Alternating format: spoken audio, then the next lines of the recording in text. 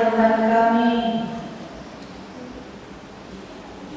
tiba saatnya kami akan membaca dan merenungkan firman-Mu. Roh-Mu yang kudus kuasai kami. Roh-Mu yang kudus beri pengertian bagi kami. Roh-Mu yang kudus fokuskan hati kami, pikiran kami, pendengaran kami, supaya pada saat kami membaca, mendengar, Roh menuntun kami untuk dapat mengerti bagian firman yang kami baca di saat ini mengakhiri bulan Mei ini. Dalam nama Tuhan Yesus Kristus yang adalah firman itu sendiri, kami sudah berdoa. Amin. Mazmur pasal 11 ayat 1 sampai ayatnya yang ke-7. Tema Tuhan tempat perlindungan. Untuk pemimpin biduan dari Daud. Pada Tuhan aku berlindung. Bagaimana kamu berani berkata kepadaku, terbanglah ke gunung seperti burung, sebab lihat orang fasik melentur musuhnya. Mereka memasang anak panahnya pada tali busuk untuk memanah orang yang tulus hati di tempat yang gelap. Apabila dasar-dasar dihancurkan, apakah yang dapat dibuat oleh orang benar itu? Tuhan ada di tempat baiknya yang kudus. Tuhan tahtanya di sorga.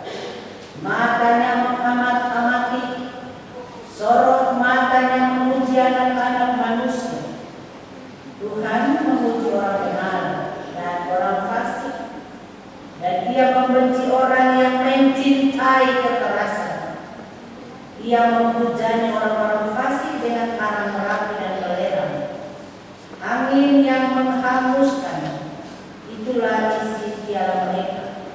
Sebab Tuhan adalah adil dan Dia mengasihi keadilan.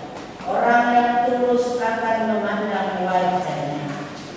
Demikianlah bagian firman Tuhan. Bapak Ibu, saudara-saudari, anak-anak yang dikasihi Tuhan, Shalom. Ada damai hari ini. Ada sukacita hari ini. Amin. Karena ada damai Bapak Ibu saudara dan saya ada di tempat ini. Karena ada sukacita saudara dan saya ada di tempat ini.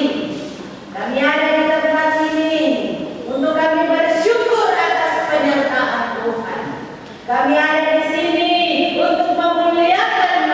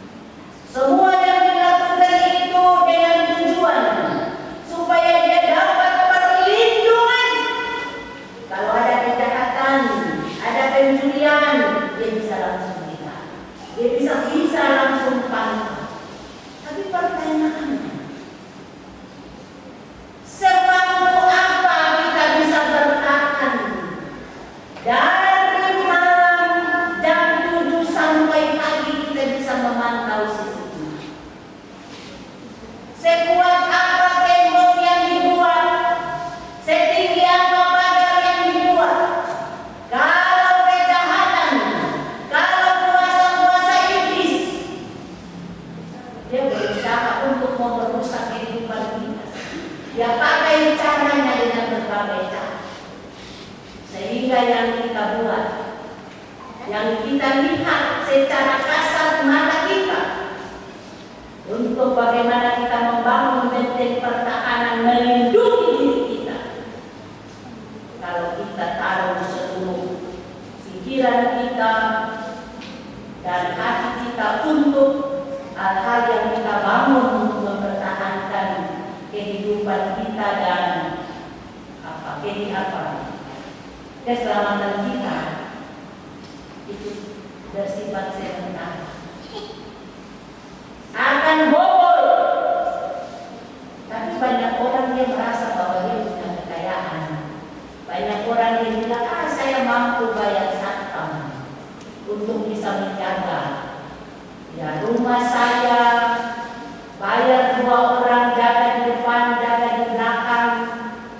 Pada saat waktu-waktu tertentu penjaga satpam juga bisa lengah, karena dia manusia, ada keterbatasan, sehingga itu bukan jaminan untuk memberikan kita keselamatan, untuk memberikan kita ketenangan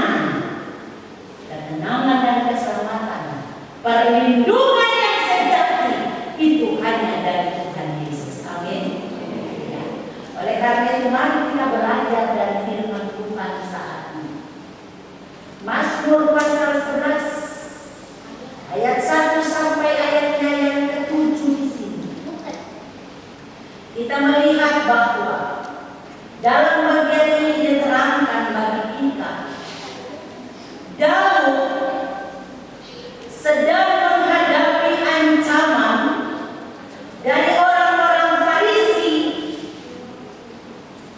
Orang-orang Farisi ini mereka siap untuk menyerang Daud dengan menggunakan anak panah.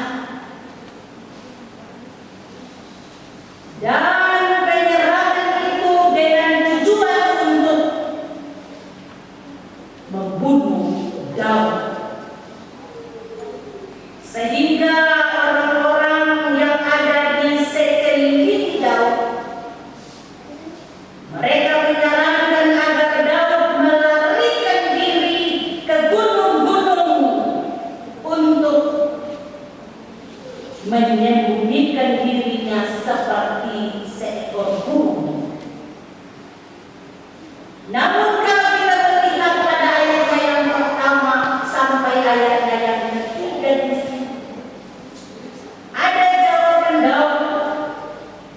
Daud menjawab dan Daud berkata bahwa bahaya apapun yang mengancam dia hanya berlindung pada Tuhan. Bagi banyak orang, gunung adalah tempat perlindungan yang baik, sebab di sana banyak tempat untuk bersembunyi. Dan bagi orang dunia, itu adalah cara yang terbaik. Tapi bagi pemazmur, bagi Daud, dia tetap meyakini bahwa Tuhan adalah tempat perlindungan yang pada ayat yang pertama. Bagi orang fasik, mereka selalu berada di tempat gelap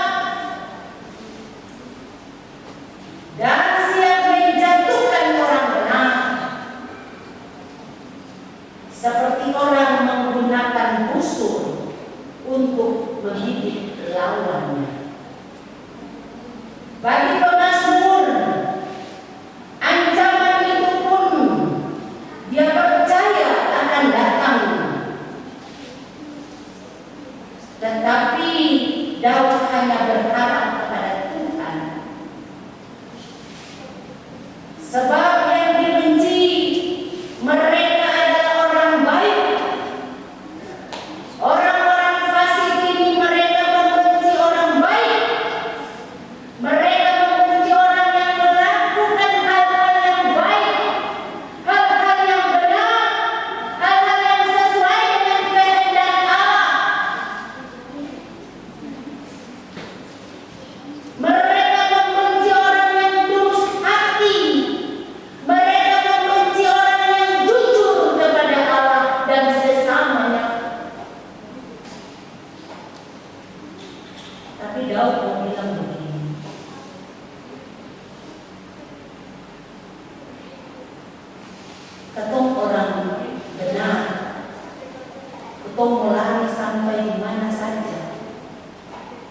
kalau Tuhan ada bersama, tidak ada bersama-sama dengan kita.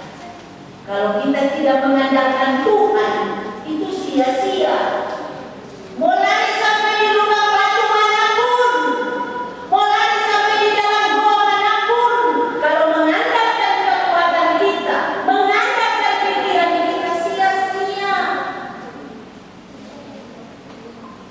Kita harus mengandalkan Tuhan, minta hikmat dari Tuhan, minta petunjuk dari Tuhan, dan Daud dalam lakukan itu.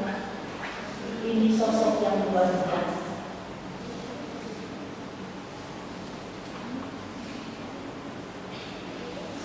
Karena Daud bilang kalau dasar gunung hancur, orang yang bersembunyi pun akan mati.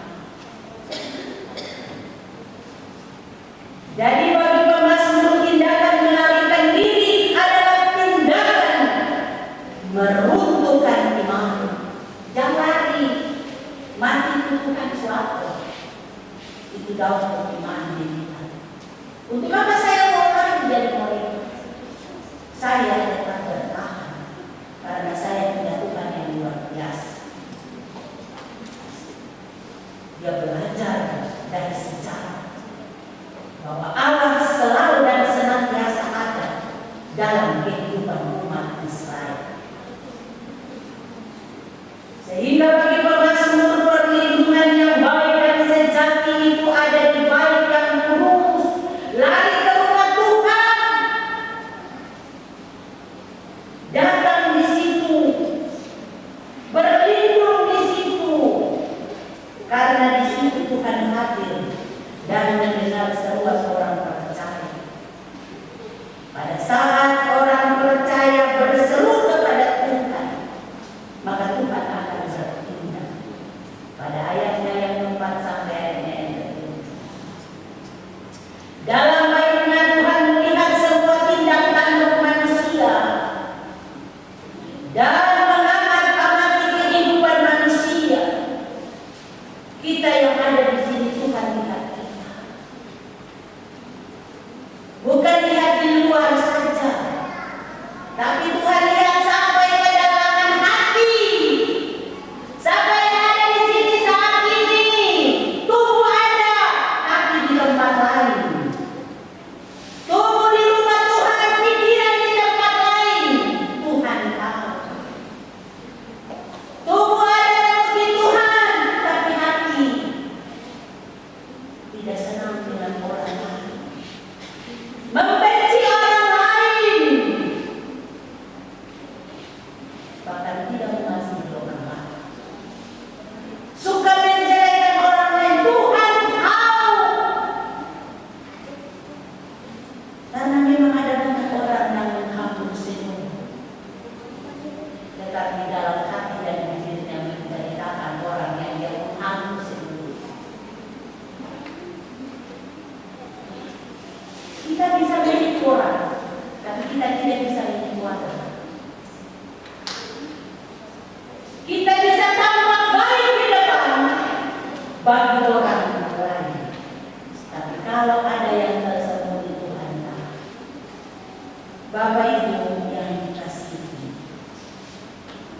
karena dikatakan di tahtanya di sorga dia mengamati dan senantiasa melihat semua hal yang terjadi di dunia ini.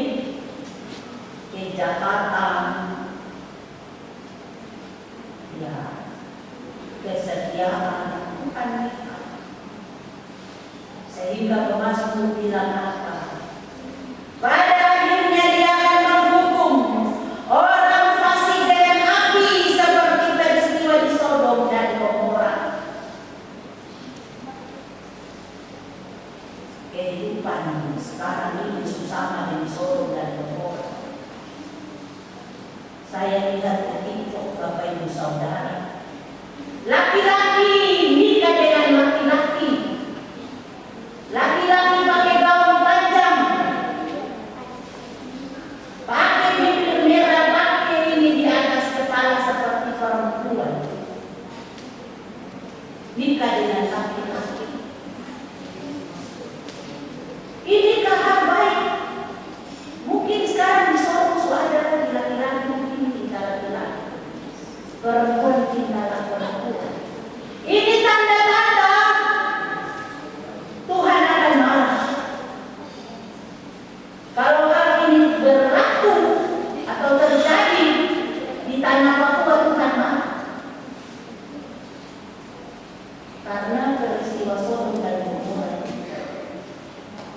Saya kasih ingat sekali lagi. Saya cerita sedikit tentang Sodom dan Gomora, tentang melawan lupa. Jadi peristiwa Sodom dan Gomora itu, pada saat Abraham berdoa sampai kepada Allah, Allah mendengar. Lalu Allah turun. Allah bilang, Allah tidak bisa menyembunyikan apa yang akan dia lakukan terhadap Sodom dan Gomora.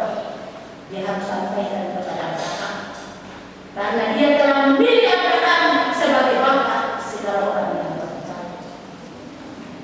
Lalu dia bilang untuk Abraham, Abraham,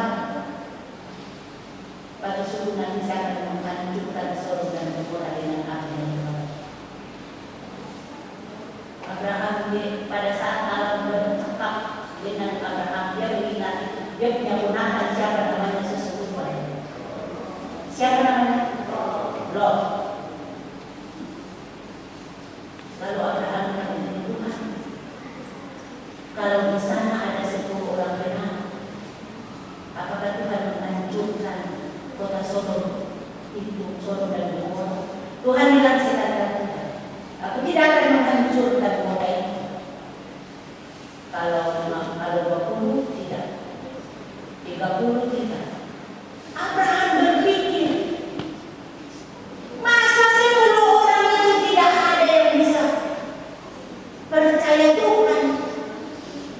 Memang di sana situasinya mereka beribadah, Bapak Ibu Saudara, tapi hati mereka jauh. Yang tadi saya bilang itu datang, tapi roh jiwa tidak connect dengan Tuhan, tidak bicara dengan Tuhan, tidak tahu arti peribadatan itu. Jadi kita datang kayak seakan-akan datang saja, tidak punya makna, tidak punya tujuan. Nah ini kita harus coba supaya benar-benar kalau kita ada di rumah Tuhan, memang kita membangun hubungan dengan Tuhan secara sungguh-sungguh, sehingga tidak usah main HP jangan, tidak usah bicara dengan yang lain, jangan fokus penyembahan kepada Allah. Allah Abraham, Allah Ishak, Allah Yakub yang selalu dan senantiasa ada bersama-sama dengan bangsa dan menjadi sejarah bagi kita, dan kita percaya kepada Allah yang sama. Bapak Ibu Saudara,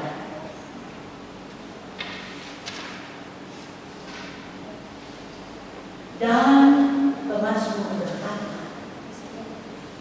Tuhan mengasihi orang benar dengan istilah yang dituliskan di bagian firman Tuhan ini, bahwa dia akan melihat wajahnya, hidup dalam persekutuan dengan Allah yang begitu mesra, memandang wajah Allah. Kenapa demikian? Karena Allah adil. Tidak mungkin Allah akan memberikan suatu berkat bagi orang fasik dan juga kepada orang benar. Tidak mungkinlah Allah, orang yang tidak tahu Tuhan baru tidak mau melakukan firman Tuhan, dengan orang yang tahu Tuhan dan melakukan firman Tuhan. Pasti keadilan Allah itu berlaku. Kalau keadilan Allah itu berlaku bagi kita dan tidak berlaku bagi kita, maka orang suka-suka saja mau buat apa saja, sehingga tidak usah ada neraka lagi, ada surga saja, supaya semua orang harus masuk surga. Tapi karena ada surga dan neraka, harus ada pengadilan, harus ada pengadilan Kristus, supaya yang benar-benar memperoleh mahkota yang diberikan Allah dan mendapat tempat bersama dengan Allah, dan yang tidak mau percaya dan tidak mau melakukan sesuai dengan kebenaran firman Injil Yesus Kristus, maka sudah tentu tempatnya beda dengan orang yang benar. dan orang yang. Bapak Ibu Saudara, apa makna firman Tuhan dari 7 ayat ini bagi kita? Yang pertama adalah dalam menjalani hari-hari ini di sepanjang bulan Mei ini, kita ada sampai hari ini itu karena Tuhan menjaga dan menyertai serta melindungi Bapak Ibu dan saya. Amin. Memang benar bahwa dalam menjalani hari hidup dari tanggal 1 Mei sampai tanggal 31 hari ini, kita tidak mulus-mulus saja. Pasti ada masalah, ada persoalan, ada tantangan dengan istri, dengan suami, dengan anak-anak, dengan orang tua, dengan tetangga, dalam persekutuan berjemaah.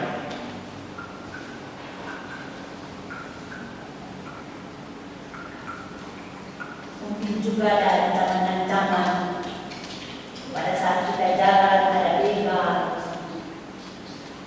kita tidur malam-malam ada mencuri. Nah, hal-hal itu yang membuat kita ragu, padahal kita sudah doa toh. Kita sudah doa, tapi kita ada dalam masalah dan persoalan itu.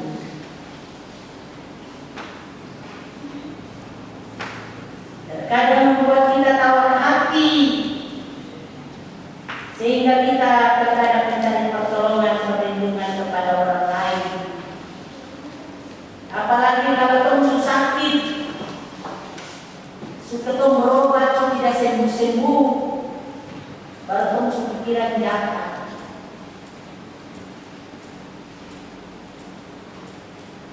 Menjadi orang yang dipintar dari Tuhan sudah, supaya mungkin kamu bisa berobat ke orang, mungkin kamu kasih sembuh orang. Lalu pergi ke sana, orang pegang kamu tangan, orang pegang kamu kaki, orang pegang kamu tubuh, orang pegang kamu kepala, baru baca-baca. Dan kamu baca apa karena bisa Bapak Ibu dengar, cuma terakhir amin. Lalu orang bilang, oh tetangga, hati-hati dengan tetangga itu. Kamu tak sadar di luar itu akan sudah. Kamu gantung baju di luar itu akan sudah. Karena kamu dari televisi baru dapat tidak ada televisi, maka kamu tidak bisa untuk jatuh kok. Nah ini cara kerja ini. Ini bukan mencari perlindungan di dalam Tuhan, tapi mencari perlindungan dan orang pintar. Orang pintar di dunia ini bisa melawan pintarnya Allah. Berarti itu percaya dia sudah Allah tidak ada lagi. Nah ini, kadang-kadang ada juga yang mulai mangkat, ada punya lawan untuk cari orang, untuk bisa loloskan orang. Kita percaya Tuhan kan? Kalau kita tidak setia dalam perkara-perkara yang Allah kasih, perkara kecil saja pun tak bisa selesaikan akal. Perkara kecil saja pun tak mampu jalankan akal. Dapat pilih jadi majelis pemalas, dapat pilih jadi pengurus intra pemalas, baru mau bicara. Pas kalau ruang banyak saudara dapat. Karena Tuhan bilang apa?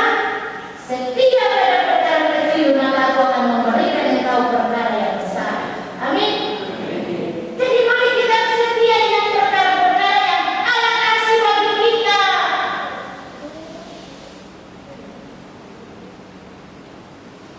Kita kemarin pergi ke SPN. Kita jangan berharap menjadi kita pergi mendidik anak-anak di panti asuhan, tapi kita bawa berkat yang kita kumpul dari Bapak Ibu Jemaat. Terima kasih Bapak Ibu Jemaat. Telur minyak kelapa yang Bapak Ibu kasih, kita sudah kasih ke mereka. Kita bilang ini jemaat yang kasih, dan mereka bilang kalau pulang ke jemaat, tolong minta terima kasih untuk majelis jemaat, minta terima kasih kepada jemaat. Lalu ketua bilang begini, jangan minta terima kasih, minta terima kasih ke Tuhan, karena Tuhan menggerakkan jemaat, di dalamnya ada hamba Tuhan untuk melihat orang yang memerlukan pertolongan Tuhan. Amin. Jadi Bapak Ibu sudah jadi saudara kita, karena Bapak Ibu telah dilindungi, karena Bapak Ibu sudah ada dalam perlindungan Allah, diberi berkat, diberi sehat, diberi pekerjaan. Lalu Bapak Ibu bilang, katong bagi berkat untuk orang lain, karena katong suka kasih untuk Tuhan. Tuhan bilang tangan satu buka untuk orang lain, karena di dalam berkatmu ada milik orang lain yang Tuhan titip buat kamu. Oleh karena itu Bapak Ibu Saudara, janganlah mengandalkan kekuatan dunia, karena firman Tuhan Yeremia 17 dia bilang bagaimana? Terkutuklah orang yang mengandalkan manusia, yang mengandalkan kekuatannya sendiri, dan hatinya menjauh daripada Tuhan. Ia akan seperti semak bulus di padang belantara. Ia tidak akan mengalami datangnya keadaan baik. Ia akan tinggal di tanah angus, di padang gurun, di negeri padang asing yang tak berpenduduk. Bagian firman Tuhan dari Yeremia pasal 17 ayat 5 dan 6 ini mau memberikan peringatan nasihat kepada kita bahwa dalam menjalani hari-hari ini jangan pernah mengandalkan manusia, mengandalkan Tuhan Allah di dalam Yesus Kristus dan Roh Kudus sebagai penolong kita, karena Tuhan tempat perlindungan. Mazmur 11 ayatnya yang ke-6, apa artinya? Kita baca dulu ayatnya yang ke-6. Ia menghujani orang-orang fasik dengan alam berapi dan belerang, angin yang menghanguskan iluminasi di dalam mereka. Kehidupan yang tidak menyenangkan, tidak ada sukacita apalagi damai sejahtera. Karena itu Bapak Ibu Saudara, andalkan Tuhan, jangan andalkan dunia. Untuk memasuki dan menjalani hari-hari hidup di bulan baru, bulan Juni, contoh dan teladan bagi kita bahwa hanya Tuhanlah tempat perlindunganku, hanya Tuhanlah andalanku, dan bersama dengan Tuhan kita akan keluar sebagai pemenang. Amin Bapak Ibu. Orang yang tulus akan mengalami kehadiran dan berkat Tuhan. Oleh karena itu sekali lagi dalam doa katakan, Tuhan, aku ada sampai hari ini karena Engkau melindungiku. Tuhan, banyak berkat yang aku terima hari ini itu karena pemberian-Mu. Katakan demikian untuk Tuhan. Nafas hidup ini, umur panjang ini, minta terima kasih karena Tuhan sangat-sangat luar biasa. Firman Tuhan ini menuntun kamu untuk terus menjadi anak-anak Tuhan yang terus bersandar pada Tuhan, karena hanya Tuhan sebagai pelindung yang luar biasa bagi kami. Selamat memasuki, mengakhiri bulan Mei dan memasuki bulan Juni dengan berkat dan perlindungan yang berasal dari